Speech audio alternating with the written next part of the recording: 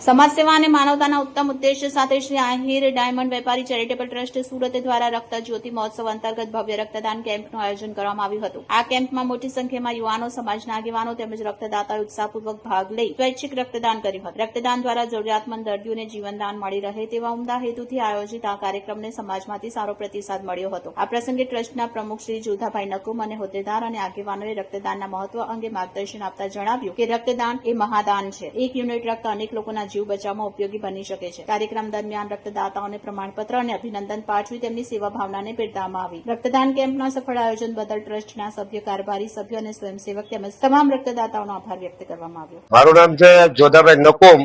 હું આ એક કેમ્પના વિષયમાં 25 વર્ષથી આમાં પ્રમુખ નતો, પણ 25 વર્ષથી આ બ્લડ બેંકમાં સેવા બજાવું છું। લોક સમર્પણ સાથે કોઈ પણ હોસ્પિટલ હોય મદદરૂપ થતા હોય। અને બીજો હેતુ અમારો એવો છે કે આ સંસ્થા દ્વારા બધાને જ અમે પહોંચી વળીએ અને આટલી બધી મજબૂત અમારી સંસ્થા છે। 5000 માણસ સુધી એમાંથી જેટલું યોગ્ય દાન મળે બધા સમાજને, એમાં અમારા પ્રયત્ન વધારે રહેતા હોય।